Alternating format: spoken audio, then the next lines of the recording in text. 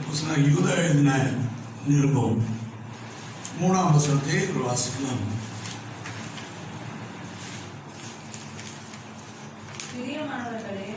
பிரியமானவர்களே,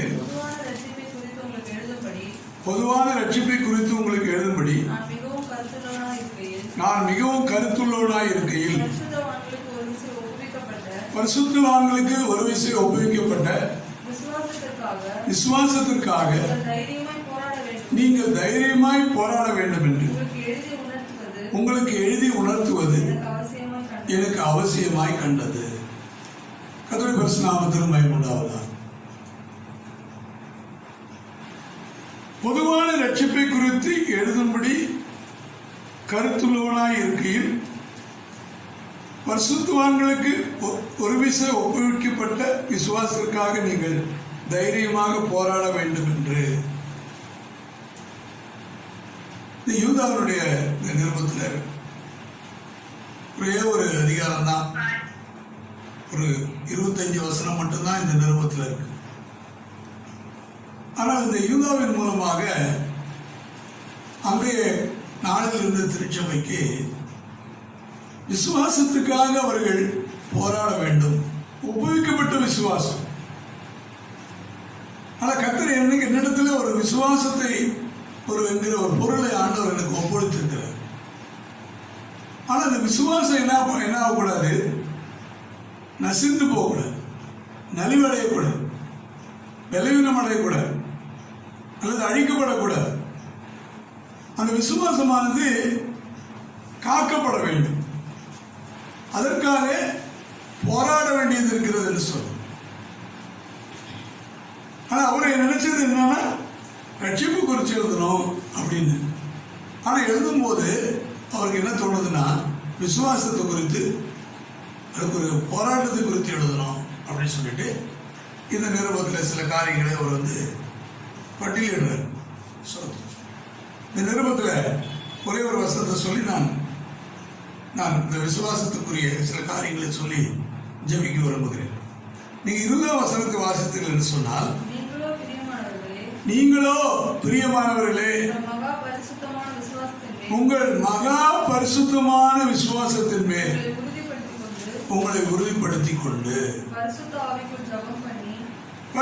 ஆவிக்குள் ஜெபம் பண்ணி தேவனுடைய அன்பிலே காத்துக்கொண்டு நித்திய ஜீவனுக்கு ஏதுவாக நம்முடைய கர்த்தராகிய இயேசு கிறிஸ்துவுடைய இரக்கத்தை பெற காத்திருங்கள்.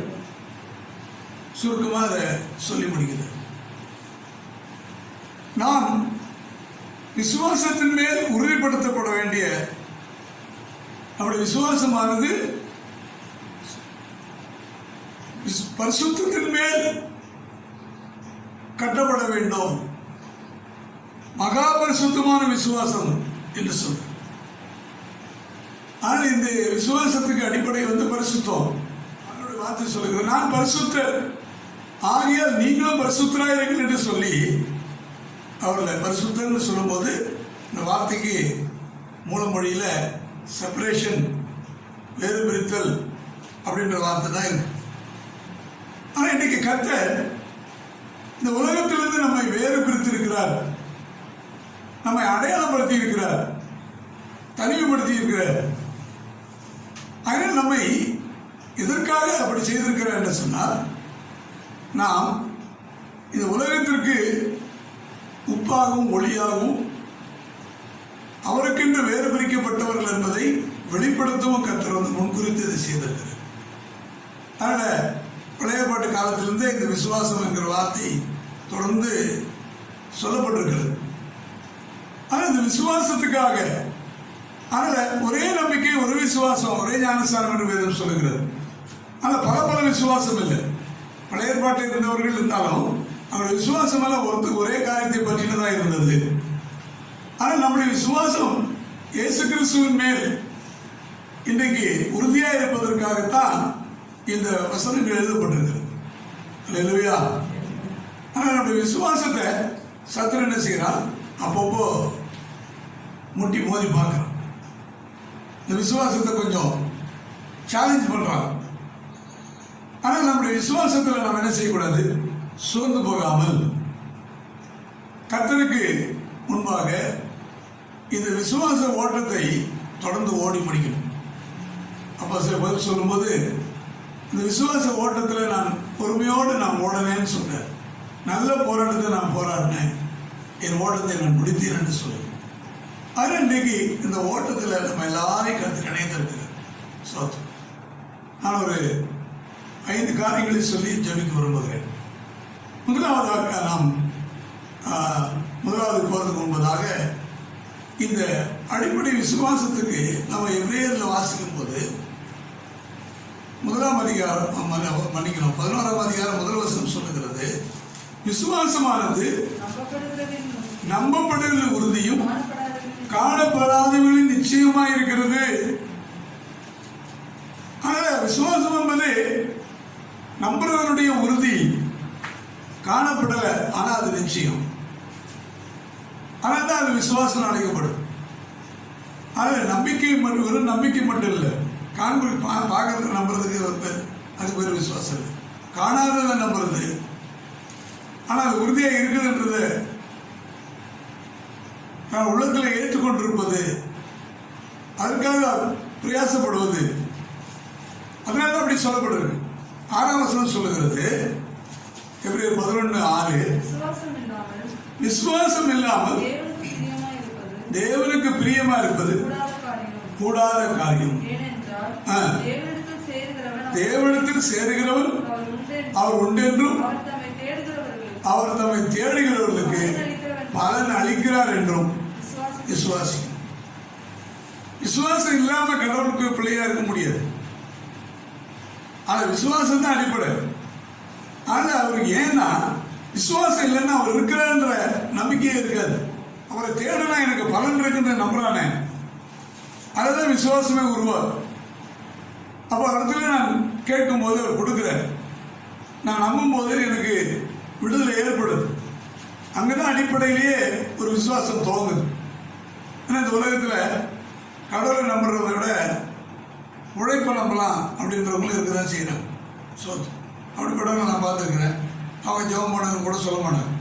ஏன்னா அவங்களுக்கு வேலை செஞ்சால் கூலி வரும்போது இதுல எதுக்கு ஒரு ஜெபம் அப்படின்னு நினைக்கிறாங்க. ஆனால் வேதம் என்ன சொல்லுகிறது, சரீர முயற்சி அற்ப பிரயோஜனம் உள்ளது. அதனால நாம் இந்த உலகத்தோடு கூட முடிந்து போகிற ஒரு வாழ்க்கையை நம்ம வாழல. இந்த உலகத்தோடு ஒரு வாழ்க்கை முடிவை பெறப்போகிறது என்பது எல்லாருக்கும் தெரிந்த ஒரு விஷயமா இருந்தாலும், ஆனா இந்த உலகத்தோடு என்னுடைய வாழ்க்கை முடிய போறது இல்லை. அது இந்த உலகத்துக்கு பிறகு என்னுடைய வாழ்க்கை தொடர போகிறது என்பதை அறிந்து அதை தொடர்கிற அந்த வாழ்க்கைக்கு உரிய காரியத்தில் இந்த உலகத்தில் எப்படி செய்கிறது, அதுதான் விசுவாசம். அந்த இந்த உலகத்தில் பார்க்குற காரியத்துக்கு வேலை செய்யறதுக்கு ஒரு விசுவாசம் தேவையா இல்லையா என்கிற ஒரு கேள்வி எழுப்பும்போது, நம்முடைய உழைப்பிற்கு அப்பாற்பட்ட ஒரு தேவ அனுகிரகம், கடவுளுடைய ஒத்தாசை நம்மை நாமே நாம் உருவாக்கி கொள்ளவில்லை. கர்த்தர் நம்மை உருவாக்கி இருக்கிறார். அவருடைய சித்தத்தின்படி நாம் இந்த உலகத்தில் அவருடைய கரத்தின் கிரியைகளாக நம்ம இருக்கிறோம். ஆனால் அவருடைய நோக்கம்னு ஒன்று இருக்கு. அந்த நோக்கத்தின்படி நான் இந்த உலகத்தில் வாழ்றதுக்கு நான் அனுப்பப்பட்டிருக்கிறேன். அதனால தான் என்னுடைய ஓட்டத்தை நான் சீர்படுத்த வேண்டியிருக்கு. என்னுடைய விசுவாசத்தை நான் என்ன செய்யணும், பாதுகாத்துக் கொள்ள வேண்டியது இல்லையா? கட்டாயமா அப்படின்னு சொல்லி ஒரு சிலர் நினைப்பாங்க. இது கட்டாயம் தான், ஆனால் திணிக்கப்படுவதில்லை. இது சுதந்திரத்தின் மேல் கர்த்தர் கொடுத்திருக்கிறது. சுயாதீன நிலையிலே தான் கர்த்தர் ஆசீர்வாதங்களை கர்த்தர் வைத்திருக்கிறார். அதனால் விசுவாசத்தோடு கூட இதை ஏற்றுக்கொள்கிறவர்களுக்கு தான் அது பலன் அளிக்குமே தவிர, எல்லாருமே அந்த கேட்டாங்க. யோவான் எழுதும் போது என்ன சொல்றாரு, எல்லாருக்கும் தான் இந்த சத்தியம் புறப்பட்டு போச்சு, எல்லாருக்கும் தான் தெரிஞ்சது. ஆனா எல்லாரும் ஆண்டவரை ஏற்றுக்கொண்டாங்களா, எல்லாரும் ரட்சிக்கப்பட்டாங்களா? இல்ல. ஆமென், அல்லேலூயா, அல்லேலூயா. அதனால் பிரியமானவர்களே, நம்மை நாம் விசுவாசத்துக்கு உரியவர்கள் என்பதை நாம் மறந்து போகாமல் இந்த விசுவாசத்தை இன்றைக்கு சரிப்படுத்திக் கொள்வதற்கும் ஒப்புவிக்கப்பட்ட இந்த விசுவாசத்தில் நம்முடைய வாழ்க்கையை உறுதிப்படுத்திக் கொள்வதற்கும் நாம் முயற்சி முதலாவதாக எபிரேயர் 11:7 வாசிங்க. விசுவாசத்தினாலே நோவா தற்காலத்திலே காணாதவைகளை குறித்து தேவ எச்சரிப்பை பெற்று பயபக்தி உள்ளவனாகி தன் குடும்பத்தை ரட்சிப்பதற்கு பேழையை உண்டு பண்ணினான். அதனாலே உலகம் ஆக்கினைக்குள்ளானது என்று தீர்த்து விசுவாசத்தினால் உண்டாகும் நீதிக்கு சுதந்திரவாளியானான். இங்கே நோவாவை பற்றி எழுதப்பட்டிருக்கிறது. இந்த நோவாவுடைய விசுவாசம், அவன் எதற்காக போராடினான், அவனுடைய போராட்டம் எதை பற்றி இருந்தது? ஆனா இன்னைக்கு விசுவாசம் என்ன செய்யுது அப்படின்னு கேட்டீங்கன்னா, ஒரு எச்சரிப்பை கொடுக்கும். நீ விசுவாசமா இருக்கிறார் என்னங்க பிரயோஜனம் அப்படின்னு சொல்லி கேட்டா, நோவா தன் காலத்தில் வாழ்ந்தவர்களுக்குள்ளே அவன் உத்தமனும் சன்மார்க்கனுமாய் இருந்தான் என்று எழுதப்பட்டிருக்கிறது. அவன் தேவனுக்கு பிரியமானவன் என்று சாட்சி பெறுகிறான். அதனால அவனுக்கு என்ன கிடைக்குது அப்படின்னு கேட்டீங்கன்னா, ஒரு எச்சரிப்பு கிடைக்குது. அந்த எச்சரிப்பு கிடைத்த உடனே அவன் என்ன செய்கிறான், தன் குடும்பத்தை பாதுகாப்பதற்காக தேவனுடைய எச்சரிப்பை பெற்று ஒரு பேழையை உண்டு பண்ணுகிறான். அந்த விசுவாசத்தினால் எனக்கு என்னங்க கிடைக்கும் அப்படின்னு கேட்ட எச்சரிப்பு கிடைக்கும். அதான் வசனம் நமக்கு தெளிவுபடுத்துது. இன்னைக்கு விசுவாசிக்கிற பிள்ளைகளுக்கு எச்சரிப்பு நிச்சயம் உண்டு. இந்த நோவாவுக்கு என்ன எச்சரிப்பு என்று சொன்னால், இந்த உலகம் பொல்லாங்கனுக்குள் கிடக்கிறது என்பதை ஆண்டவர் உணர்த்தி, ஆகினால் இந்த உலகத்தை அழிக்க நினைக்கும் போது விசுவாசம் உள்ளவர்களை அவர் பாதுகாக்க விரும்புகிறார். ஆனால் நோவாவுக்கோ கர்த்தருடைய கண்களில் கிருபை கிடைத்தது என்று எழுதப்பட்டிருக்கிறது. ஏன் ஆண்டவருடைய கண்ணில் அவனுக்கு கிருபை கிடைச்சதுன்னா, அவன் விசுவாசத்துல அவனுடைய வாழ்க்கையை அவன் ஓட்டுறான். ஆனால் ஆண்டவர் என்ன செய்யறாருன்னா, உத்தமனும் நீதிமானமாகிய இந்த நோவாவுக்கு விசுவாசத்தினால்தான் அவனுக்குள்ள அந்த உத்தமனும் நீதியும் உருவானது. ஆகிய அவனை பாதுகாக்க கர்த்தர் விரும்பினார். அந்த உலகத்தில் ஏற்பட்டிருக்கிற அந்த அழிவிலிருந்து அவனை பாதுகாக்கும்படி அவனுக்கு ஒரு எச்சரிப்பை கர்த்தர் அனுப்புகிறார். அல்லேலூயா. இன்னைக்கு ஆண்டவரை விசுவாசிக்கிற தேவ பிள்ளைகளுக்கு அழிவிலிருந்து ஒரு எச்சரிப்பு கிடைக்கும். நீங்க விசுவாசிப்பது உண்மை என்று சொன்னால் உங்களுக்கு கர்த்தர் எச்சரிப்பு நிச்சயம் தருவார். அந்த எச்சரிப்பு எதற்கு? நம்மையும் நம்முடைய குடும்பத்தையும் பாதுகாத்துக் கொள்வது, பேழையை உண்டு பண்ணுவதற்கு, பேழைக்குள் பிரவேசிப்பதற்கு, ஜலப்பிரளயத்துக்கு தப்புவதற்கு, எல்லா திங்களுக்கும் விடுதலையாவதற்கு, நம்மை தற்காத்துக் கொள்வதற்கு ஆண்டவர் எச்சரிப்பு கொடுக்கு. ஆனால் விசுவாசம் இல்லாத சந்ததிக்கு என்ன இல்லைன்னா எச்சரிப்பு இல்லை. அவர்கள் நெடுக்க போய் தண்டிக்கப்படுகிறார்கள். அவர்களுக்கு ஒரு எச்சரிப்பும் இல்லை, ஒண்ணுமே தெரியவும் செய்யாது, அவர்களுக்கு மனசில் அதை தோணவும் செய்யாது. ஆகினால் அவர்களுடைய முடிவு என்பது சடுதியில் ஏற்படுகிறது. ஆனால் தேவனுடைய பிள்ளைகளுக்கு கர்த்தருடைய வார்த்தையின்படி அப்படி இல்லாமல் ஒரு எச்சரிப்பாளர் அனுப்பிட்டு இருக்கிறார். ஆகினால் நோவாவுக்கு சோத்திரம், தேவனுடைய கண்களில் கிருபை கிடைத்து ஒரு எச்சரிப்பை கர்த்தர் அனுப்பி அவனை பேழையை உண்டு பண்ணி அவனுடைய குடும்பத்தை தப்புவிப்பதற்கு கர்த்தர் உதவி செய்தார். அல்லேலூயா. இன்னைக்கு நம்முடைய விசுவாசம் நம்ம ஏன் காத்துக்கொள்ளணும்னு கேட்டா, இந்த விசுவாசம் இருந்தாலும் அவனுக்கு எச்சரிப்பு கிடைக்கும். இல்லைன்னா அவனுக்கு அடுத்து என்ன நடக்க போகுதுன்னு தெரியாது. ஆனா எல்லாரும் போல இந்த உலகத்துக்கு எல்லாரும் போலவே நீயும் ஒரு ஆபத்துக்கு வரப்போகிற தீங்குக்கு தப்பித்துக் கொள்றதுக்கு ஒரு எச்சரிப்பை பெறப்படியாம போயிடும். நீ விசுவாசத்தை சரியா வைத்திருந்தா உனக்கு நிச்சயமாக எச்சரிப்பு வரும். அல்லேலூயா. ஆண்டவர் என்ன செய்ய தெரியுமா? தம்முடையவர்களை அவர் ரட்சிப்பதற்கு அவர் உண்மை உள்ளவராக இருக்கிறார். அவர்களை விடுதலையாக்குவதற்கு கர்த்தருடைய வார்த்தை ஒரு நாளும் பொய்யாகிறது இல்லை. அல்லேலூயா. ஆகிய என்ன செய்கிறார்? நீதிமான் ஆகிய இந்த சோத்திரம் நோவாவை ஆண்டவர் என்ன செய்யறாருன்னா தப்பிவதற்கு அவர் எச்சரிப்பு அனுப்புகிறார். சோத்திரம். ஆனால் நம்ம விசுவாசிப்போம். நான் விசுவாசிக்கிறேன்னு சொல்லி சொன்னான். என் விசுவாசத்தை நான் சரியா வச்சுட்டு இருக்கும்போது எனக்கு ஒரு எச்சரிப்பு கண்டிப்பா வரும்.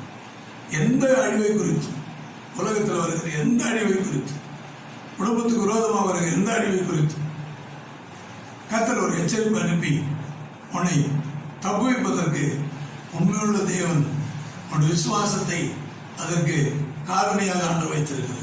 அல்லேலூயா, ஸ்தோத்திரம். அதனால நான் விசுவாசிக்கணும், அதுதான் அடிப்படை. அந்த விசுவாசம் சரியா இருக்குதுன்றத யார் மேல இருக்கு?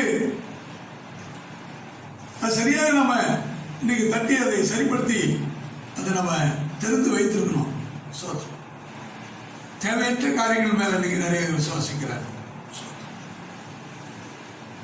அதனால எந்த பிரயோஜனம் இருக்குதுன்னு தெரியாது. அவர்களுக்கு இந்த உலகத்தினுடைய காரியத்துக்கும் அவருடைய நம்பிக்கைக்கும் ஏதாவது ஒரு சம்பந்தம் இருக்குதான்னு பார்த்தீங்கன்னா ஒரு சம்பந்தம் இருக்கு. ஆனா கர்த்தர் அனுப்பாத ஒரு காரியத்தை நம்புறதுனால ஒரு பிரயோஜனம் இருக்க போறது இல்லை. ஆனா அவர் நமக்கு தந்திருக்கிற சத்தியங்கள் தான் நமக்கு அதுக்கு ஒரு வழிகாட்டு. கரெக்டா? அல்லேலூயா. ஆனா அந்த விசுவாசத்தை நமக்கு பலப்படுத்துவது தேவனுடைய வார்த்தை. ஆனா அவருடைய வார்த்தையின் மேல் விசுவாசம் வைத்திருந்தா எச்சரிப்பு நிச்சயமாக வார்த்தையின் மூலமாக சோத்திரம் கர்த்தர் பேசி அது சரியாக வழிநடத்தக்கூடியவராக இருக்கிறார். இரண்டாவதாக 11:9 வாசிங்க. விசுவாசத்தினாலே அவன் வாக்குத்தத்தம் பண்ணப்பட்ட தேசத்திலே பரதேசியை போல சஞ்சரித்து வாக்குத்தத்தத்துக்கு உடன் சுதந்திரராகி ஈசாக்கோடும் யாக்கோபோடும் கூடாரங்களிலே குடியிருந்தான். இங்கே வாக்குத்தத்தம் பண்ணப்பட்ட தேசத்திலே பரதேசியை போல சஞ்சரித்து ஈசாக்கோடு யாக்கோபோடு கூடாரங்களிலே குடியிருந்தார். அல்லேலூயா. இந்த கூடாரத்தில் குடியிருப்பது என்பது விசுவாசம். ஏன்பா நீங்க கூடாரத்தில் இருக்கிற சுந்தரம் அவர்கள் இருந்தபோது சபை கூடாரத்தில் அது ஒரு பில்டிங் ஆக்கலாம் அப்படின்னு எவ்வளவோ சொன்னாலும் அவருக்கு அதில் இஷ்டம் இல்லை. ஏன்னா நம்முடைய முன்னோர்கள் எல்லாம் கூடாரங்களில் குடியிருந்திருக்கிறாங்க. நமக்கு நிலையான நகரம் இங்கே இல்லை, வரப்போகிறதையே நாடுகிறோம். அதனால கர்த்தருடைய வருகை சமீபமா இருக்கும். ஆனால் நம்ம விசுவாசிக்கிறதுனால நமக்கு இந்த கூரையே போதும், இதுல நம்ம இருப்போம். அவர் ஒத்துக்கல் அவர் வாழ்நாள் முடிகிற வரைக்கும் கூடாரத்திலேயே சபையை நடத்திட்டு கூடாரத்தில் போயிட்டு. ஆனா ஆரம்ப கால சபைகள் எல்லாமே கூடாரங்களில் தான் இருந்தது. அந்த கூடாரம் என்பது நமக்கு எதை நினைவுபடுத்துகிறது என்று சொன்னால் பரதேசி என்கிற ஒரு சத்தியத்தை நமக்கு ஞாபகப்படுத்துகிறது. ஏன் ஆபிரகாம் பொன்னும் வெள்ளியுடைய சீமானாய் இருந்தான் என்று வேதம் சொல்லுகிறது. அவர் ஒன்றுமில்லாததான் புறப்பட்டான், ஆனால் ஆண்டுடைய வார்த்தைக்கு செவி கொடுத்தான். ஆனால் அவன் போன தேசத்தில் கர்த்தர் அவனோடு கூட இருந்தார். ஆனால் புறப்பட்டு போன இடங்களில் எல்லாம் கர்த்தர் அவனை பாதுகாத்து அவனுக்கு வேண்டிய எல்லா நன்மைகளையும் தந்து அவன் விசுவாசத்தில் வல்லவனாக மாறினது மட்டும் இல்ல, பொருளாதாரத்திலே அவன் செழிப்புள்ளவனாக மாறிவிட்டான். இல்லையா?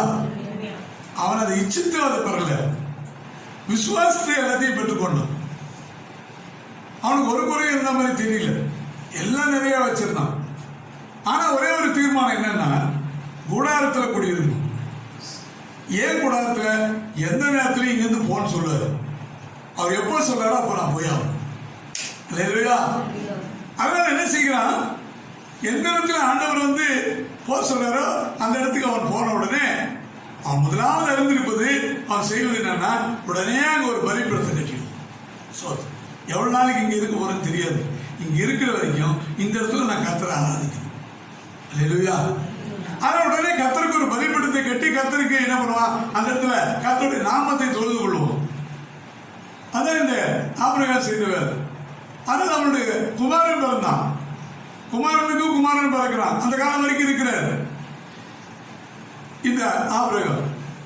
அந்த ஆபிரகாமுடைய வாழ்க்கை இனத்தை வெளிப்படுத்துகிறது என்று சொன்னால் ஒரு பரதேசி.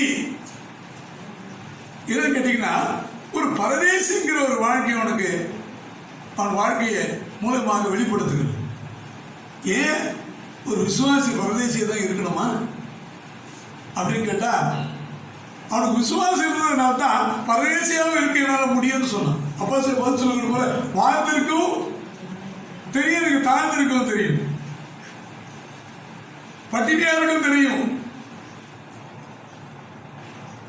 பரிபூர்ணம் அடையும் எனக்கு தெரியும். அப்ப இருப்பது இல்லாமல் இருக்கிறது எனக்கு தெரியும்.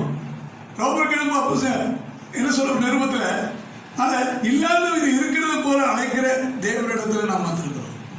அவர் யாருன்னா ஒண்ணு இல்லைன்னாலும் எல்லாத்தையும் இருக்கிறது போல அழைத்து அது எல்லாத்தையும் உருவாக்கி தந்துடுறார்.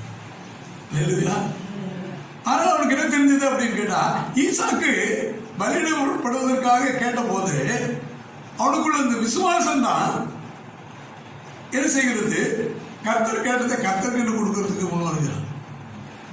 ஆண்டவரோட விசுவாசத்தை சோதிக்கிறார். அவனோட விசுவாச சோதனையில அவன் என்ன செய்யலாம், அவன் ஜெயித்தான். காரணம் என்ன கேட்டீங்கன்னா, அவனுக்கு ஒண்ணு தெரிஞ்சது, நான் இந்த பூமியில பரதேசி, நான் ஒண்ணும் இல்லாம வந்தேன், நான் திரும்ப ஒன்றும் இல்லாம போவேன். ஆனா இந்த உலகத்தில் உள்ளது ஒன்றையும் நான் எடுத்து போறதில்லை. அதனால என்ன செய்யறான், அவனுக்கு எவ்வளவு இருந்தாலும் அவன் கூடாரத்திலேயே வாழ்ந்துச்சு. இல்லையா? அதனால கூடாரம் என்பது ஒரு டெம்பரவரி பிளேஸ்.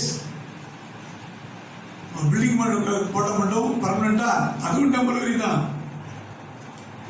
அதுவும் கொஞ்ச நேரம் அப்புறம் இடிச்சுட்டு அப்புறம் மறுபடி கட்ட வேண்டியிருக்கும், அது அப்புறம் போயிடும். ஆனால் உலகத்தில் எந்த பில்டிங்குமே வந்து காலங்காலங்களாம் இல்லை, எல்லாம் போயிடும்.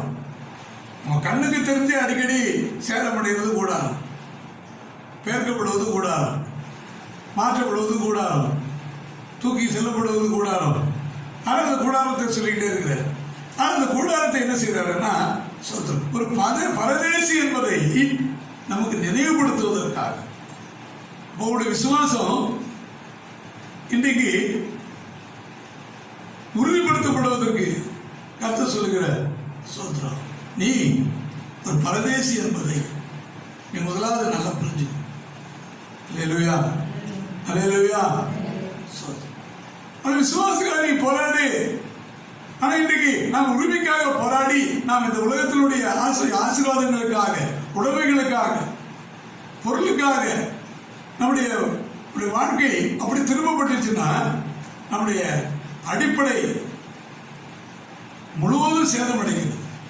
அடிப்படை விசுவாசமே சேதமடைஞ்சிருப்போம். ஆனா இந்த உலகத்தின் பிள்ளைகளை போல நம்முடைய விசுவாசம் என்பது சிதைக்கப்படுகிறது. ஆனால் அவர்களுடைய விசுவாசமாகிய கப்பலை சேதப்படுத்தினார்கள் என்று அப்போஸ்தலர் பவுல் எழுதுகிறார். ஆனால் அந்த விசுவாசமாகிய கப்பல் அது டிராவலிங்ல இருக்கு, அது பயணத்தில் இருக்கு, அது தண்ணிக்கு மேல இருக்கணும், அது அமிழ்ந்து போகக்கூடாது, சேதமடையாம பாதுகாத்துக் கொள்ளணும். அதனால இந்த உலகம் அவர்களுக்கு நிரந்தரம் அல்ல. இல்லையா? அதனால்தான் சோதரம், நாங்கள் அரதேசிகளும் பரதேசிகளுமா இருக்கிறோம் என்று ஒரு ராஜாவா இருந்தும் கூட தாவீது கூட அறிக்கை எடுக்கிறார். அதனால பூமியில நிலையானது ஒன்றும் இல்லை. இந்த பொண்ணும் பொருளெல்லாம் வந்து இந்த உலகத்துல வந்தது சம்பாதிக்கப்பட்டிருக்கு, அது திரும்ப போகும், அது ஒரு இடத்துல இருக்காது, அது போயிட்டே இருக்கும். ஆனா நாம என்ன செய்யறோம், வேகமாய் நம்ம கடந்து போகிறோம். அந்த வசனம் சொல்லுகிறது, இந்த உலகத்தின் வேஷம் கடந்து போகிறது. இல்லையா? வேஷம் கலந்துக்கிட்டே தான் இருக்கும். ஆனா என்ன செய்யணும் அப்படின்னு கேட்டா, பரதேசி என்பதை மறக்கக்கூடாது. இந்த பரதேசிங்கிற இந்த சிந்தை உள்ளத்தில் இருக்கிற வரைக்கும் விசுவாசம் இருந்துகிட்டே இருக்கும். ஏன் சோத்திரம், என்னது என்ற ஒரு உலகத்தில் ஒன்றும் இல்லை, எல்லாம் அவர் தந்தது, எல்லாம் அவரிடத்துல வருது, எல்லாம் அவருக்கே சொந்தம், அவருக்கு நான் கணக்கு ஒப்புவிக்கணும். ஆனா எல்லா இடத்திலும் வருதுன்னு சொல்லும் பொழுது நான் ஒரு பரதேசி, அவர் திடீர்னு தூக்கு போ, உடனே டென்ட் எல்லாத்தையும் கட்டிட்டு உடனே எல்லாரையும் கூட்டிட்டு போயிட்டு இருக்க வேண்டியதுதான். இல்லையா? ஏன்பா போயிட்டு இருக்கிறேன், இங்க இருக்கு சொன்னார், இங்க இருக்கிறேன், இப்ப போக சொன்னார், நான் போயிட்டு இருக்கிறேன். கானானுக்கு போனார். கானான்ல இருந்து மறுபடியும் எகிப்துக்கு போறார். இங்க தங்குறார். போகணும் இருக்கணும். அதனால ஆண்டவர் சொல்றா, உனக்கு இந்த உலகத்துல ஒன்றும் நிரந்தரம் இல்லை, அதனால நீ பிரயாணத்தில் இருக்கிற என்பதை நீ புரிந்து கொள். இல்லையா? விசுவாசிகள் என்பவர்கள் யார் என்று கேட்டா, இந்த உலகம் என்பது எனக்கு ஒரு பிரயாணத்தில் இருக்கிற ஒரு ஓட்டத்தில் இருக்கிற ஒரு இடம். ஆனா இது எனக்கு நிரந்தரம் இல்லை, இது கூடார வாழ்க்கை. ஆனா இந்த கூடாரத்திலிருந்து நான் என்ன செய்யறேன், வீட்டுக்கு நான் போறதுக்கு நான் பிரயாசப்படுற ஒரு இடம் தான் இந்த பூமி என்பதை சரியாக தெரிந்து வச்சிருக்கிறோம் தான் விசுவாசி. அல்லேலூயா.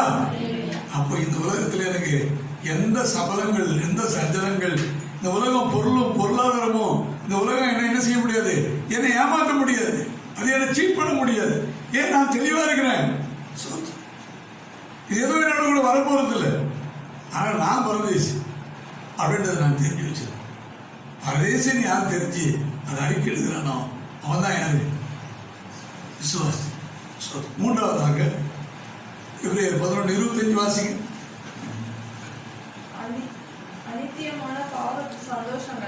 அனித்தியமான பாவ சந்தோஷங்களை அனுபவிப்பதை பார்க்கலாம் தேவனுடைய ஜனங்களோடு துன்பத்தை அனுபவிப்பதையே தெரிந்து கொண்டு.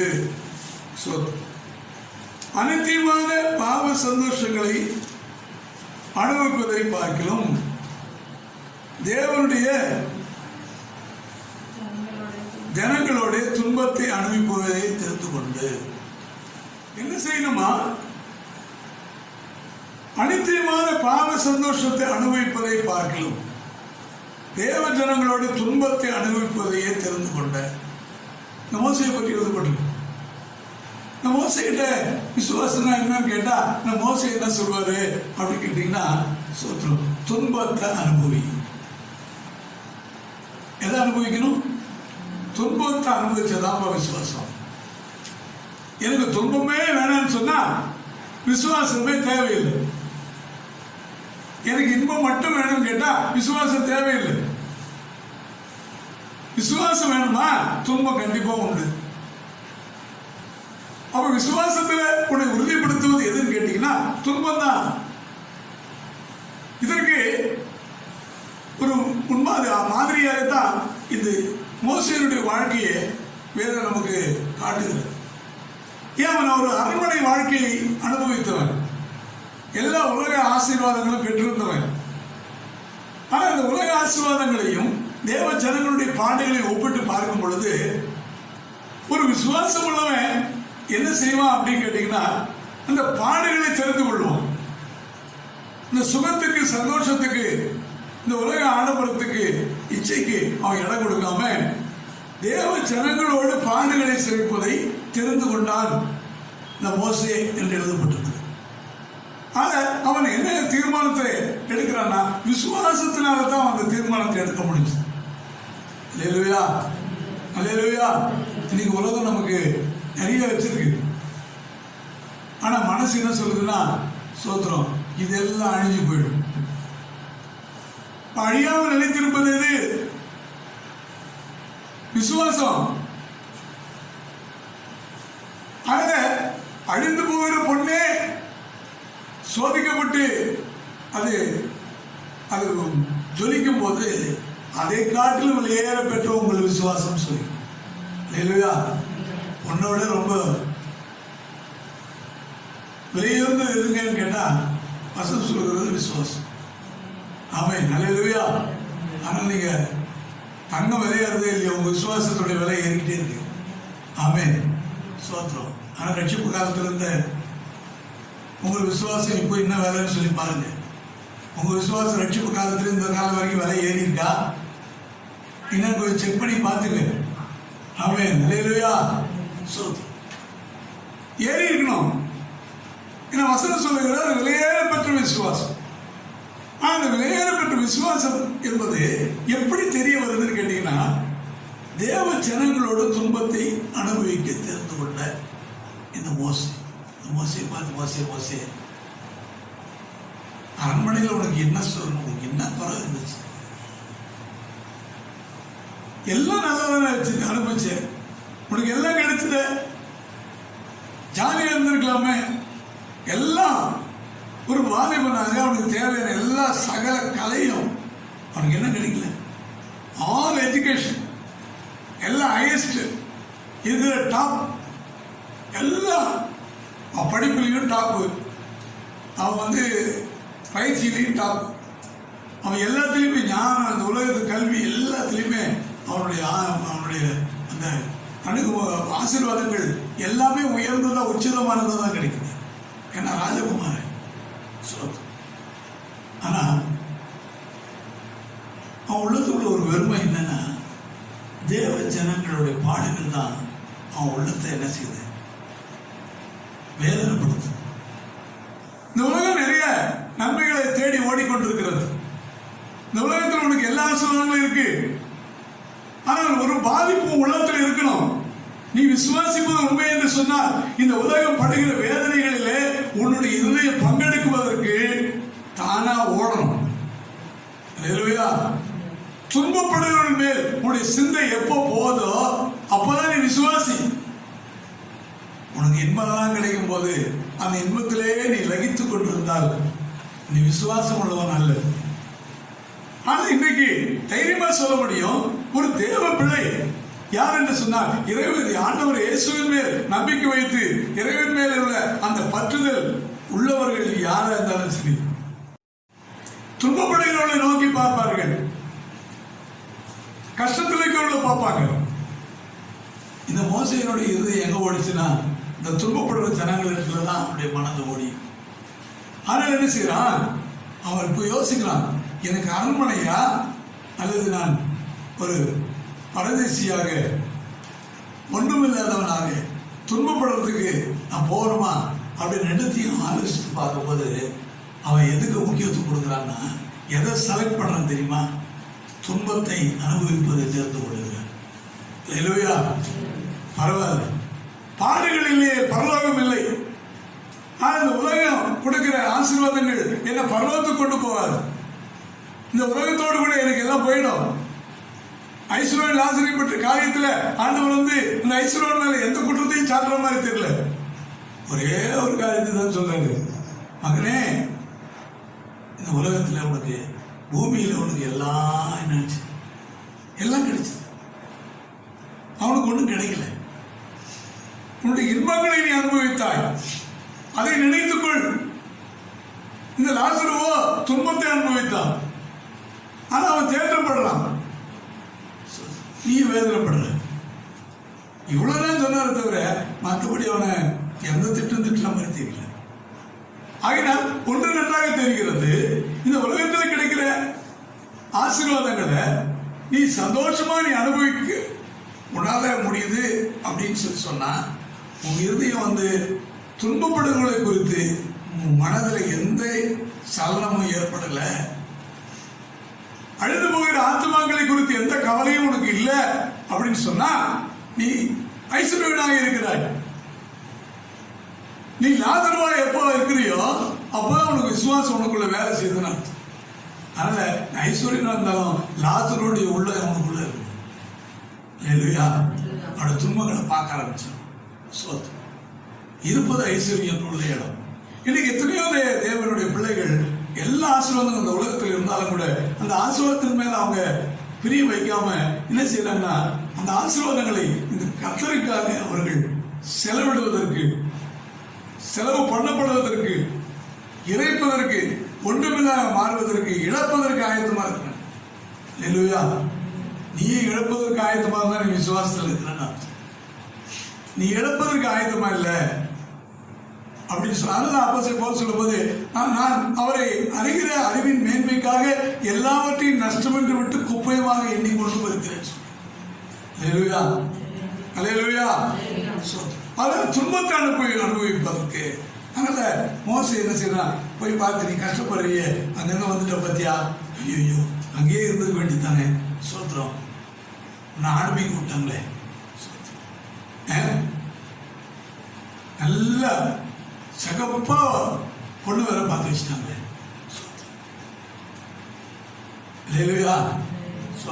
அங்க இருந்தா எப்படி இருந்திருக்கும்? அரண்மனையில் இல்லாத அவனுக்கு கல்யாணம் நடந்திருக்கும். என்னென்னவோ சொல்லியிருக்கலாம். அவன் உலகத்தை பாதிக்கிற மாதிரி எவ்வளோ காரியங்களை சொல்லியிருப்பாங்க. எல்லாம் உண்மைதான். ஆனால் சோத்திரம் தன்னுடைய தீர்மானம் என்ன தெரியுமா? தேவ ஜனங்களோட துன்பத்தை செய்யும். துன்பத்தை அனுபவிப்பதை தெரிந்து கொண்ட மோசே இன்னைக்கு துன்பத்தை அனுபவிப்பதற்கு, பாடுகளை ஏற்றுக்கொள்வதற்கு, பாடுகள் வழியாக தன்னுடைய வாழ்க்கையை நடத்துவதற்கு யார் ஆயத்தமா இருக்கிறான்? அவனை விசுவாசத்தை காக்கிறவன். இல்லையா? நீ விசுவாசத்தை காத்து கொள்றதுக்கு சோத்திரம் உண்மையிலே நீ ரெடியா இருந்தீங்கன்னா நிச்சயமா ஆண்டவருடைய ஒத்தாசை உனக்கு தேடி வரும். சந்தேகம் இல்லை. ஆமென். அல்லேலூயா, அல்லேலூயா. சோத்திரம். மூன்றாவதாக சோத்திரம் பண்ணிக்கணும். நான்காவதாக 31ஆம் வசனத்தை வாசி.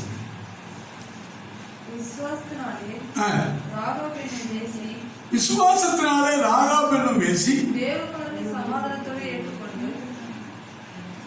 சமாதானத்தோடு ஏற்றுக்கொண்டு வேவுக்காரரை சமாதானத்தோடு ஏற்றுக்கொண்டு கீழ்ப்படியாதவர்களோட சேதமாகாதிருந்தாள். அடுத்த வார்த்தை சொல்லுகிறது, விசுவாசத்துல இருக்கிறவங்களுக்கு என்ன ஆசீர்வாதம் கேட்டீங்கன்னா அவங்க எப்படிப்பட்டவங்களா இருப்பாங்கன்னு கேட்டீங்கன்னா சேதமடைய மாட்டாங்க. விசுவாசமாகிய கப்பலை சேதப்படுத்தினார்கள் என்று எழுதப்பட்டிருக்கிறது. ஆனால் இந்த ராகாப் சேதம் ஆகாதிருந்தால் என்று எழுதப்பட்டிருக்கிறது. ஏன் அப்படின்னு கேட்டீங்கன்னா வேவுக்காரரை ஏற்றுக்கொண்டால். வேவுக்காரரை பற்றி இந்த அம்மா என்ன அறிஞ்சு வச்சிருந்தார். இன்னைக்கு உலகத்துல எல்லாரும் வாழ்ந்துட்டு இருக்கிறாங்க, நிறைய விஷயங்களை தெரிஞ்சுக்கிறாங்க. இப்பெல்லாம் பார்த்தீங்கன்னா கையிலேயே உலகம். அதனால கையில உங்க வீட்டுக்குள்ள உலகத்தை கொண்டு வரேன்னு சொன்ன இப்ப கைக்குள்ளே கொண்டு வந்துட்டான். மொத்த உலகமும் கைக்குள்ள இருக்குது. இப்படியே தள்ளிக்கிட்டே இருக்க வேண்டியதுதான். தள்ள எல்லா உலகமும் எல்லாம் இங்கே தெரிஞ்சுக்கிட்டே இருக்கு. இந்த உலகம் கையில வச்சுக்கிட்டு என்ன சொல்றாங்கன்னா உனக்கு தெரியாது எதுவுமே கிடையாது, எல்லாம் தெரியும். ஆனா இந்த ராகாப் என்ன செய்தான்னா இந்த உலகத்தை பற்றிய அறிவு அவளுக்குள்ள வந்தது. ஆனா இந்த உலக அறிவு எல்லாருக்கும் தான் கொடுக்குறாங்க. கடவுள் வந்து 2 விதமான அறிவு, இந்த உலகத்தினுடைய அறிவை 2ஆ பிரிக்கிறாங்க. ஒன்று பட்டறிவு, இன்னொன்று பட்டய அறிவு. படிச்சு வர்றது பட்டய அறிவு, அதனால தான் அதுக்கு பேர் சர்டிபிகேட், டிகிரி. இன்னொரு அறிவு பேர் என்னது பட்டறிவுன்னு சொல்லுவாங்க தமிழ்ல. அது பேர் என்னது எக்ஸ்பீரியன்ஸ். அப்ப இந்த 2 அறிவு தான் இருக்கு. ஒன்று அனுபவ அறிவு, இன்னொன்று புத்தகத்தின் வழியாக படிக்கிறதுனால வர அறிவு. 2 அறிவு. இந்த 2 அறிவும் எல்லாருக்குமே கிடைக்கல அப்படின்னா கூட இந்த அனுபவ அறிவு என்பது எல்லாருக்கும் கிடைச்சிடும். ஆனா இந்த பொதுவான செய்திகள் எல்லாருக்குமே கிடைக்குது. இதுல என்ன செய்யறாருன்னா ஒவ்வொரு மனிதனும் தனக்கு கிடைக்கிற இன்ஃபர்மேஷன், அது இன்ஃபர்மேஷன் இப்போ டெக்னாலஜி எல்லாரும் இருக்குது. அதில் ஒவ்வொருத்தருமே ஒரு இன்ஃபர்மேஷன் டெக்னாலஜி ஒரு கம்ப்யூட்டர் மாதிரி தான் இருக்கிறாங்கன்னு வச்சுங்க. ஒரு எல்லார்கிட்டையுமே அந்த இன்ஃபர்மேஷன் வந்து நிறைய வந்துக்கிட்டே இருக்குது. இந்த இன்ஃபர்மேஷன்ல இந்த ராகாவுக்கு கிடைச்ச இன்ஃபர்மேஷன் என்ன அப்படின்னு கேட்டீங்கன்னா ஒரு இன்ஃபர்மேஷனும் ரொம்ப எது அவசியமோ அதை என்ன பண்ணணும், டப்புன்னு சேவ் பண்ணி உள்ள வச்சு, அது லாங் மெமரிக்கு போயிடும். ஆனா ஆண்டவருடைய வார்த்தை எப்போதுமே என்ன செய்யணும், ஒரு மனிதனுடைய உள்ளத்துல ஆழமா பதிஞ்சிடணும். இந்த ராகாவுக்கு என்ன அது ஒரு இன்ஃபர்மேஷன் பதிஞ்சது அப்படின்னு கேட்டீங்கன்னா சோத்திரம். ராகாவுடைய உள்ளத்துல பதிஞ்ச ஒரு முக்கியமான இன்ஃபர்மேஷன் என்ன, இவர்களுடைய தேவன் எல்லா தேவர்களை பார்க்கலும் பெரியவர். அதனால இவங்க எங்க போனாலும் அவங்க என்ன செய்யறாங்கன்னா ஜெயிக்கிற ஒரு கூட்டமாக தான் இருக்கிறாங்க. ஆனால் இதை பற்றி அவங்களுக்கு அது விஷயம் தெரியும் போது, ஆனால் அந்த மக்களுடைய உள்ளம் எல்லாம் என்ன செய்யுதுன்னா காய்ந்து போதும். நம்ம அதான் சொல்றாங்க, உங்களை பற்றி நாங்கள் கேள்விப்பட்டப்போ உங்கள் தேவர்கள் பெரியவர்கள் என்பதை நாங்கள் அறிந்து நாங்கள் என்ன ஆயிட்டோம், ஆனால் உள்ளமெல்லாம் அப்படியே கரைஞ்சு போச்சு. அந்த எரிகோ கோட்டைக்குள்ள இருந்த அத்தனை பேருடைய உள்ளமா அப்படிதான் இருந்துச்சு. இந்த ராகாபு மனசு மட்டும் இல்லை, எல்லாரும் மனசும் கரைஞ்சு போனதாங்க. எல்லாத்தையும் கேட்ட பூட்டி உள்ள உட்காந்துட்டான். அல்லேலூயா, அல்லேலூயா. ஆனா என்ன பிரயோஜனம்?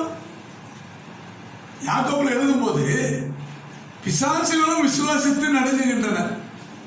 இப்ப பேய் விசுவாசிக்குதான்னு கேட்டா அதுவும் விசுவாசிக்குது. ஏன்னா பிசாசுக்கு தெரியும் கடவுள் யாருன்னு தெரியும்.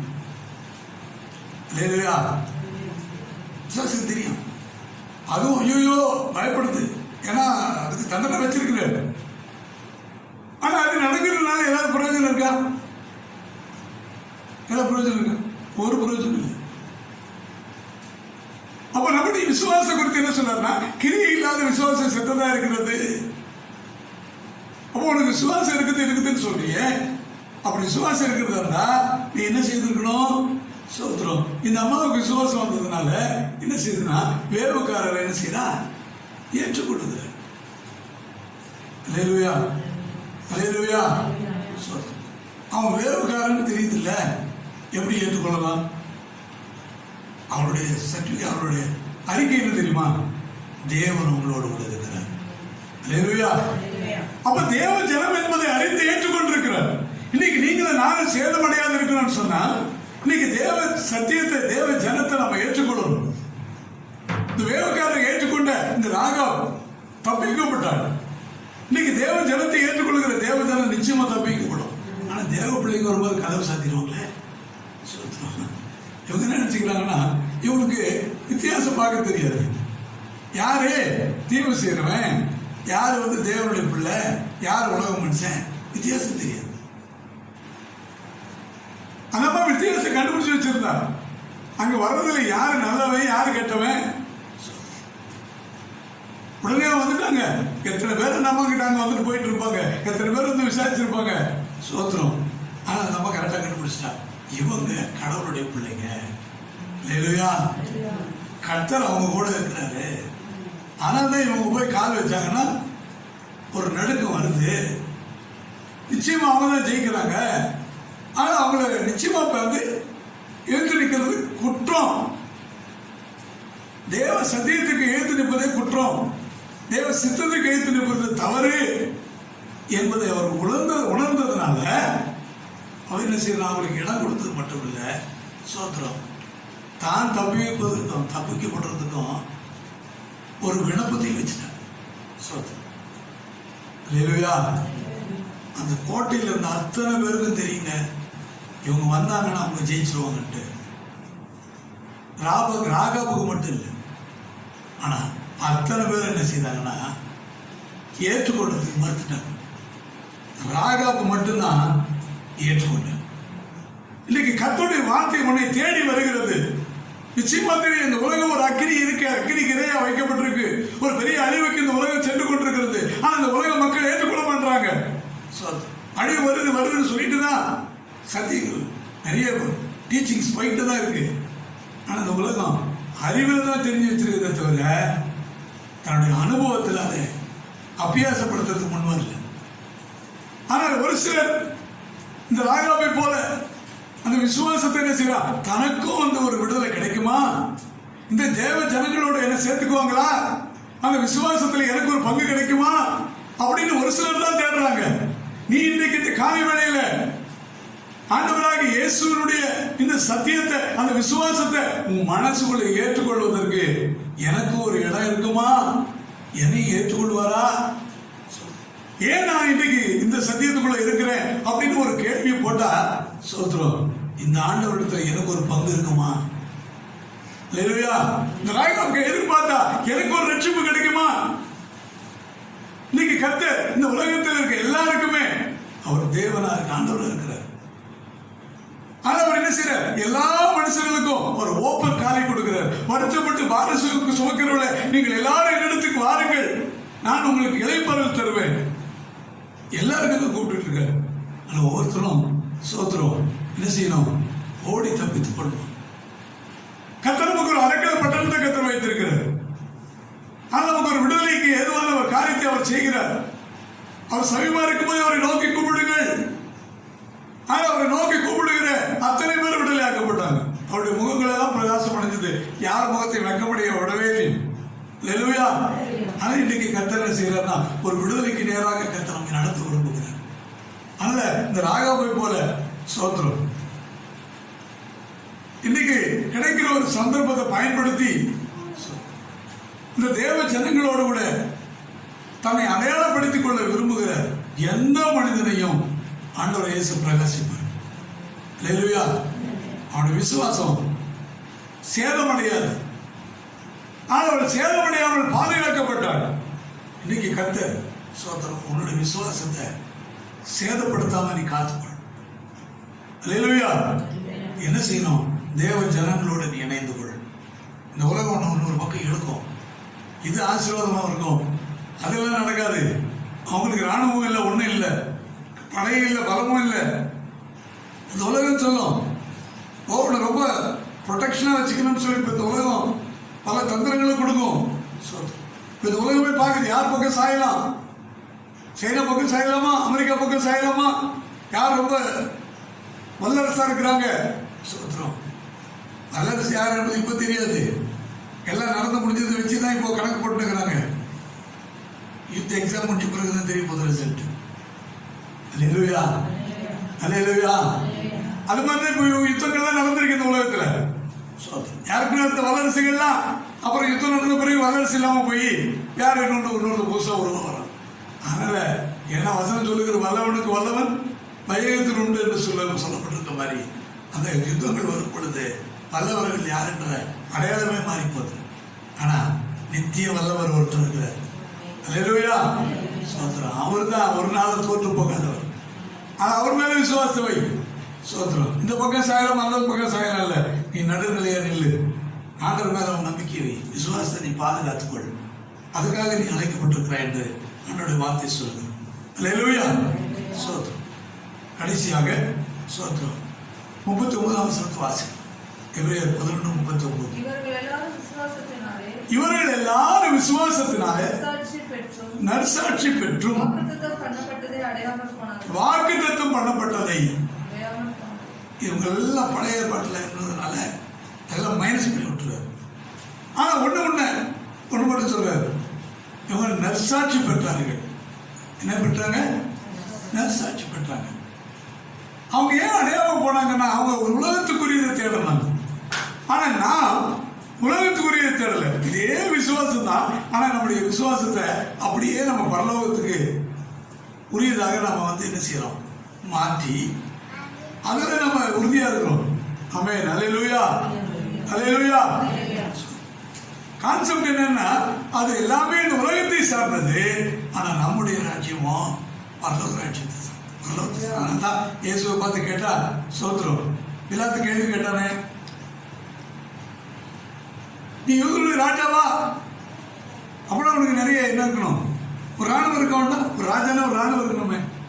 சோத்திரம். அப்போதான் இயேசு சொன்னார், என்னோட ராஜ்யம் இந்த உலகத்தை சார்ந்ததல்ல.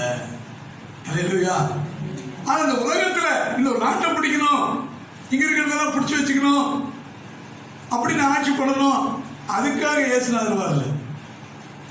ஆனா எல்லாரும் என்ன எதிர்பார்த்தாங்கன்னா இவர் எப்படியாவது ராஜாவாயிடுவாரு, நான் மந்திரி ஆயிடலாம். சோத்திரம். இன்னைக்கு நிறைய இன்னைக்கு உலகத்தில் இருக்கிற நிறைய இப்போ இருக்க ஸ்டார் மாஸ்டர்ஸ் ஸ்டார் மினிஸ்டர்ஸ் அப்படிலாம் சொல்றாங்களே. ஆனா இன்னைக்கு பெரிய பெரிய தங்களை பயங்கரமா அந்த உலகத்துக்கு இன்பங்கள்னால பூரிக்கிறார்கள். ஆனா அவங்களுடைய இதெல்லாம் எப்படி இருக்குது? இந்த உலகத்துக்கு இந்த உலகத்துல பயங்கரமான பெரிய ஆட்களை காட்டிக்கிட்டே இருக்கிறாங்க. சோத்திரம். இப்படி இந்த உலகத்துல தேடுறவங்களுக்கு பரலோகத்துல ஒண்ணு எங்க இடம் போறல. ஏன்னா அவங்களுக்கு தெரியும் இந்த உலகத்துல எல்லாம் அனுபவிச்சாச்சு, முடிவு போச்சு. சோத்திரம். அப்படிப்பட்ட அநேகர் இருக்கிறாங்க. அநேக ஊழியங்கள் அப்படிதான் இருக்கு. இந்த உலகமே சதா என்று இருந்தா எல்லாமே உங்க பிளானே இருக்கு. பரலோகத்துக்கு ஒரு பிளானும் போடுறது கிடையாது. சோத்திரம். எல்லாம் இந்த உலகத்தோட திட்டங்களை போட்டு போட்டு எல்லாத்தையும் பண்ணிட்டு போயிட்டு இருக்கிறாங்க. பரலோகத்துக்கு நீ திட்டத்தை போட்டேன். அல்லேலூயா. அங்க நீ பொக்கிஷத்தை சேர்த்து வை. அங்க திருடன் கண்ணப்பட்டு திருட மாட்டான். பூச்சியும் துருவம் அழிக்காது. வேதம் சொல்லுகிற யாக்கோபு சொல்ற உங்கள் பொன்னும் வெள்ளியும் துருப்பிடித்தது என்று சொல்ற. எங்கங்க சோத்திரம். இந்த உலகத்தை நம்பி இந்த உலகத்துல சேர்த்து வச்சா சோத்திரம். இப்போ ஒருத்தர் சொன்னாரு நேதிக்கு சோத்திரம், ஐயா ஒவ்வொரு வீட்லயும் போய் சோத்திரம் நகை எவ்வளவு வச்சிருக்கான்னு சொல்லிட்டு மெட்டல் டிடெக்டர் வச்சு குறிப்பிட்ட அளவுக்கு மேல நகை வச்சிருக்கோம், அவங்களுக்கு வந்து டாக்ஸ் போட போறாங்க. எந்த அளவு பண்ணிட்டாங்க பாத்தீங்களா? ஆனா அவங்க என்ன சொல்றாங்கன்னா யார்கிட்டையும் காசு இருக்கக்கூடாது, மொத்த காசு எங்க கிட்ட வந்துடணும். ஆனா யாருக்கிட்டையும் நகை இருக்கணும், காசாவும் இருக்கக்கூடாது, நகையாவும் இருக்கக்கூடாது, பொருளாவும் இருக்கக்கூடாது, பொண்ணாவும் இருக்கக்கூடாது, எல்லாத்தையும். ஆனா என்ன பண்றா, கொண்டு போறான் கொண்டு போய் என்ன பண்றான், ஒவ்வொருத்தையும் எல்லாம் மெட்டல் டேட்டர் வச்சா காட்டிட்டு எங்க இருக்குது சோத்து. நோட்டையே கம்பி புதுசா ஒரு கம்பி வச்சிருக்கிறான், அதில் மோடிக்கு நோட்டு அப்படின்னு சொல்லுதான். ஏன்னா அவருக்குலாம் நோட்டு நிறைய தேவை சோத்து அப்படின்ற மாதிரி இவங்க என்ன நினைக்கிறாங்க அப்படின்னு கேட்டீங்கன்னா அது பேரே வந்து அப்படி இருக்குதே சோத்து. அதனால மெட்டல் வச்சா போதும் எங்க இருக்கு காட்டிடும். ஆனா இன்னைக்கு உலக அரசாங்கங்கள் எல்லாம் பொருளாதாரத்தை நாடி, ஏன்னா பொருளாதாரம் நல்லா வச்சிருந்தா நாங்க நல்லா இருக்கின்ற கொள்கையில என்ன செய்யறாங்கன்னா இன்னைக்கு சோத்திரம் போயிட்டு இருக்கு. அதனால இந்த உலகம் என்ன பண்ண முடியாதுன்னா அவங்க எவ்வளவு நாள் சம்பாதிச்சு சேர்த்து வச்சிடலாம், அது இனிமே நடக்காது. இல்லையா? நீ எங்க சேர்த்து வைக்க போற? ஆமென். அல்லேலூயா. அதனால பெரியமானவர்களே ஒரு ஒரு ஒரு வித்தியாசத்தை நாம் அறியணும். அவங்க என்ன செய்தாங்களா, நற்சாட்சி பெற்றார்கள். அவருடைய வாழ்க்கையில் என்ன இருந்தது, விசுவாசம் காக்கப்படணும்னா நற்சாட்சி தேவை. நீங்க 33ஆம் வசனத்திலிருந்து வாசி பார்த்தீங்கன்னா என்ன சொல்லப்பட்டிருக்கிறது, ராஜ்யங்களை ஜெயித்தார்கள், நீதியை நடப்பித்தார்கள், வாக்குத்தத்தங்களை பெற்றார்கள், சிங்கங்களின் வாய்களை அடைத்தார்கள், அக்கினியின் உக்கிரத்தை அவித்தார்கள், பட்டய கருக்குக்கு தப்பினார்கள், பலவீனத்தில் பலன் கொண்டார்கள், யுத்தத்தில் வல்லவர்களானார்கள், அந்நியருடைய சேனைகளை முறியடித்தார்கள், ஸ்திரீகள் சாய கொடுத்த தங்களுடையவர்களை உயிரோடு எழுந்திருக்க பெற்றார்கள்.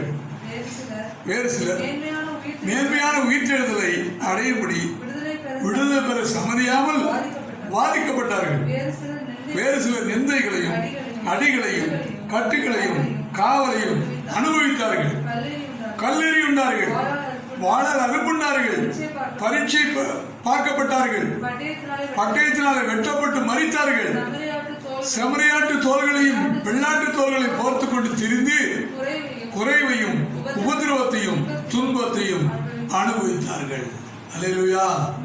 இது எல்லாத்துக்கும் சேர்த்து அடுத்த வருஷம் நல்ல வந்து ஒரு முழுமையா சொல்லுகிறது, உலகம் அவர்களுக்கு பாத்திரமாக இருக்கவில்லை. ஒரு விசுவாசிக்கு இந்த உலகம் பாத்திரமா இருக்கிறதுக்கு முடியாது. இந்த உலகம் உனக்கு எதிராக இருக்குதுன்னு சொன்னா நீ விசுவாசி. இந்த உலகம் எனக்கு ரொம்ப பிரயோஜனமா இருக்குது அப்படின்னு கேட்டா சோத்திரம், நீ விசுவாசத்தில் இருக்கிறது ஒரு கேள்விக்குறியாயிடும். பாத்திரமா இல்லை அப்படின்னு சொன்னா அப்போ நீ விசுவாசத்துல நீ ஓட்டத்துல இருக்கிறன்னு அர்த்தம். ஒரே விசுவாச ஓட்டத்தை இன்னைக்கு ஆண்டவர் செக் பண்ண சொல்றாரு. நீ விசுவாசத்துக்காக போராடணும். ஓ, இந்த உலகம் எனக்கு பாத்திரமா இல்லையா, அப்ப நான் ஓட்டத்துல தான் இருக்கேன். இல்லையா? சோத்திரம். பாத்திரமா இருக்கவில்லை. அவர்கள் வனாந்திரங்களிலேயும் மலைகளிலேயும் குகைகளிலேயும் பூமியின் வெடிப்புகளிலேயும் சிதறண்டு அலைந்தார்கள். அல்லேலூயா. இவர்கள் எல்லாரும் நற்சாட்சி பெற்றார்கள். அல்லேலூயா. அல்லேலூயா. சோத்திரம். ஆனால் இன்றைக்கு ஆண்டவருடைய வார்த்தை சொல்லுகிறது, நம்ம எல்லாருக்கும் ஒரு நித்திய ஒரு விசுவாசத்தை ஆண்டவர் கொடுத்து, இந்த விசுவாசத்தின் மேன்மை என்ன சொல்கிறது என்று சொன்னார், நித்திய ஜீவனுக்குள்ளாக நித்திய வீடு நமக்காக ஆயத்தமாக்கப்பட்டிருக்கிறது. இல்லையா? ஆனால் இந்த உலகத்துல வாழ்கிற வரைக்கும் இந்த விசுவாச ஓட்டத்தை என்ன பண்ணணும்? பொறுமையோடு ஓடணும். ஆமென். ஆண்டவரே எனக்கு உதவி செய்யுங்க. ஆண்டவரே என் விசுவாச ஓட்டத்தை நான் என்ன செய்யணும்? பொறுமையோடு ஓடணும். ஆக இந்த விசுவாசத்தில் இருப்பதற்கு அடையாளமாக இருக்கிற இந்த காரியங்களோட வாழ்க்கையில் இருக்கிறவங்க கொஞ்சம் பரிட்சை பார்த்து எச்சரிப்பு எடுக்கணும். உண்மையான விசுவாசி எச்சரிப்பு கிடைக்கும். உண்மையான விசுவாசி பரதேசத்தை அறிக்கை பண்ணுவான். உண்மையான விசுவாசி துன்பத்தை அனுபவிப்பதை தெரிந்து கொள்வான். உண்மையான விசுவாசி சேதமடைய மாட்டான். உண்மையான விசுவாசி நற்சாட்சி சோத்தை வெளிப்படுத்துவான், பெறுவான். சோத்தை கண்களை போட்டு காத்து நோக்கி பார்ப்போம். ஹல்லேலூயா, ஹல்லேலூயா, ஹல்லேலூயா, ஹல்லேலூயா, ஹல்லேலூயா. விசுவாசத்தினால் நீதிமான் பிழைப்பான், விசுவாசியில் அடங்காதே. விசுவாசத்தினால் நீதிமான் பிழைப்பான், விசுவாசியில் அடங்காதே. கலங்காதே, திகையாதே விசுவாசியே, கலங்காதே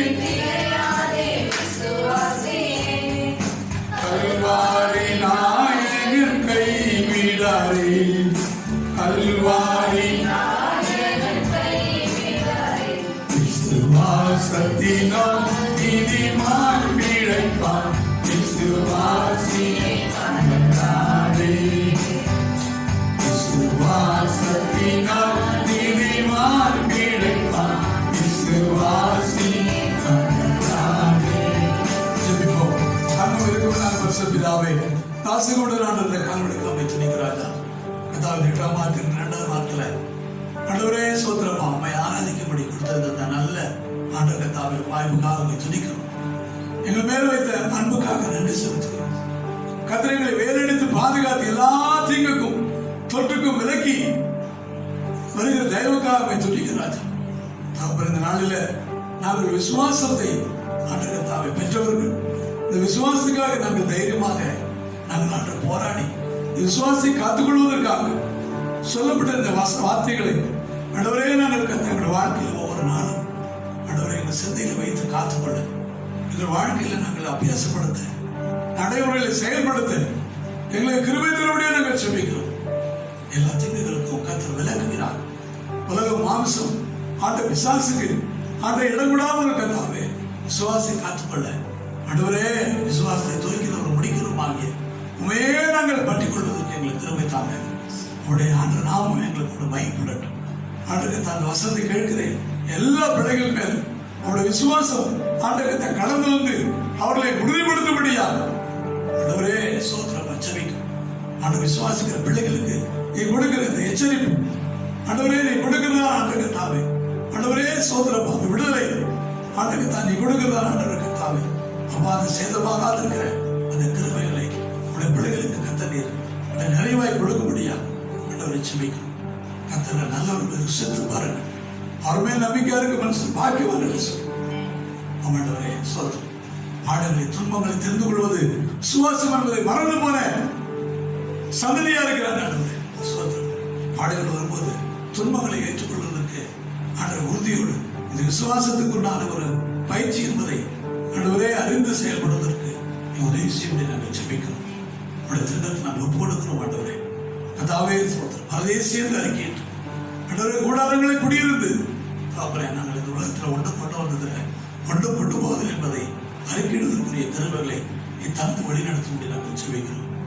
சாட்சி என்கிற ஆண்டு நல்ல ஒரு வாழ்க்கை ஆண்டவருக்காக வாழ்வதற்கு ஆண்டவர் நீங்களே எனக்கு சாட்சிகள் என்று சொன்னீங்களே உங்களுக்கு தாமே சூத்திரமா ஆத்தி உள்ளத்தில் வைத்தவர்களாக உண்மை வெளிப்படுத்த ஆண்டவரே நீ உதவி செய்ய செபிக்கும். தனித்தனி பேப்பர் ஆசிரிங்க தேவையெல்லாம் சந்திங்கப்பா. சுவாசிர பிள்ளைகள் வளர்களாய் கத்து நிலைநிறுத்தும். எல்லாத்தையும் கத்து வில உடைய நாம கொண்டு உடைய பிள்ளைகள் மூலமாக பயன்படுவதா எல்லா தடைகள் எல்லாம் கத்து உழைக்கிறதுக்காக நன்றி. ஜெயத்தோடு பலத்தோடு நடத்துவதற்காக நன்றி. உனக்கு ஏசு உனக்கு நன்றியை வற்படுத்துகிறோம். உமக்கே சகல மகிமை கனத்தை நாங்கள் செலுத்துகிறோம். இயேசு நாமத்தின் ஜெபங்களால் பிதாவே ஆமென். என் ஆத்மாவே கர்த்தரை ஸ்தோத்திரி. உங்களோடு மேல் நாமத்தை ஸ்தோத்திரி. என் ஆத்மாவே கர்த்தரை ஸ்தோத்திரி. கர்த்தரை சகலவாரங்களை மறவாதே. ஆமென். கர்த்தரை ஸ்தோத்திரி. தாந்தியோடு பஸ்டோடு நீக்கி பிரார்த்தனை என்னுடைய சதா காலங்களும் நீடித்து நிலைத்திருப்பதாக. ஆமென். லேலுயா லேலுயா லேலுயா. கர்த்தர் உங்களை ஆசீர்வதிப்பார்.